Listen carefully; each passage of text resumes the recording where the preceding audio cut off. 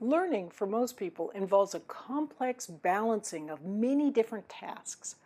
A good way for you to keep perspective about what you're trying to learn and accomplish is to once a week write a brief weekly list of key tasks in a planner journal. Then each day on another page of your planner journal, write a list of the tasks that you can reasonably work on or accomplish. Try to write this daily task list the evening before. Why the evening before? Research has shown that this helps your subconscious to grapple with the tasks on the list so you can figure out how to accomplish them. Writing the list before you go to sleep enlists your zombies to help you accomplish the items on the list the next day. If you don't write your tasks down on a list, they lurk at the edge of the 4 or so slots in your working memory, taking up valuable mental real estate. But once you make a task list, it frees working memory for problem solving. So let's look at one of my daily task lists.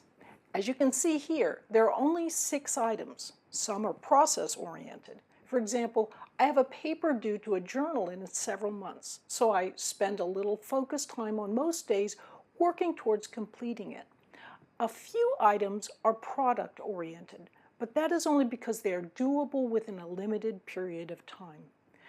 Note my reminders. I wanted to keep my focus on each item when I'm working on it, and I want to have fun. I did catch myself getting sidetracked because I forgot to shut down my email.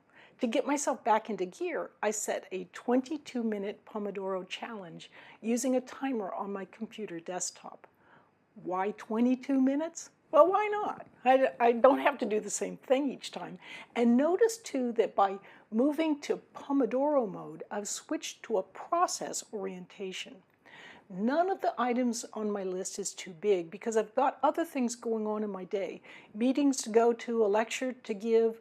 Sometimes I sprinkle a few tasks that involve physical motion on my list, even if it's just cleaning something, which I'll admit isn't ordinarily one of my favorite things to do. Somehow, because I'm using them as diffuse mode breaks, I often look forward to them. Mixing other tasks up with your learning seems to make everything more enjoyable and keeps you from prolonged and unhealthy bouts of sitting.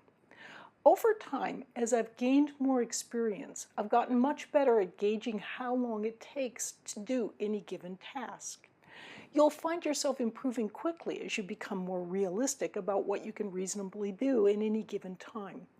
Make notes in your planner journal about what works and what doesn't. Notice my goal finish time for the day, 5 p.m. Doesn't seem quite right, does it? But it is right, and it's one of the most important components of your daily planner journal. Planning your quitting time is as important as planning your working time. Generally, I aim to quit at 5 p.m., although when I'm learning something new, it can sometimes be a pleasure to look at it again after I've taken an evening break just before I go to sleep. And occasionally there's a major project that I'm wrapping up, like, say, this MOOC, that has me running into a bit of overtime. You might think, well, yeah, but you're a professor who's, shall we say, past your youthful study days. Of course an early quitting time is fine for you. However, one of my most admired study experts, Cal Newport, used a 5 p.m. quitting time through most of his student career. He ended up getting his PhD from MIT. In other words, this method, implausible though it may seem for some, can work for undergraduate and graduate students in rigorous academic programs. Time after time, those who are committed to maintaining healthy leisure time, along with their hard work, outperform those who doggedly pursue an endless treadmill. Of course, your life may not lend itself to such a schedule with breaks and leisure time. You may be running on fumes with 2 jobs and too many classes. But however your life is going, try to squeeze a little break time in. One more thing, as writing coach Daphne Gray-Grant recommends to her writing clients, eat your frogs first in the morning. Try to work on a most important and most disliked task first. At least just one Pomodoro as soon as you wake up. This is incredibly effective. Do you need to sometimes make changes in your plans because of unforeseen events? Of course. But remember the law of serendipity. Lady Luck favors the one who tries. Planning well is part of trying.